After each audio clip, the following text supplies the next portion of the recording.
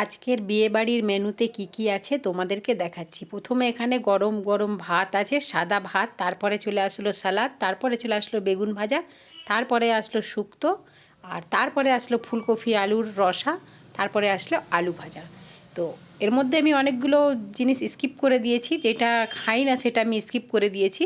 তো তারপরে দেখো এখানে আমরা প্রথমে খাওয়া আরম্ভ করলাম আলু ভাজাটা দিয়ে, তারপরে চলে আসলো এখানে গরম গরম একদম খাসির মাংস, খুবই লোভনীয় হয়েছিল, দারুণ স্বাদ হয়েছিল। এই খাসির মাংসটাতে চর্বিটা তো খুবই লোভনীয় ছিল, এই চর্বিটা আমার খুবই পছন্দ।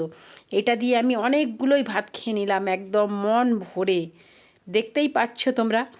তারপরে দেখো এখানে চলে আসলো আমের চাটনি, এর মধ্যে আমি আঁঠিটা নিলাম মজা করে খেতে। তারপরে দেখো এখানে চলে আসলো মিষ্টি, তারপরে আসলো পাঁপড় দই।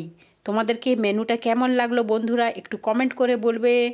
বাই বন্ধুরা।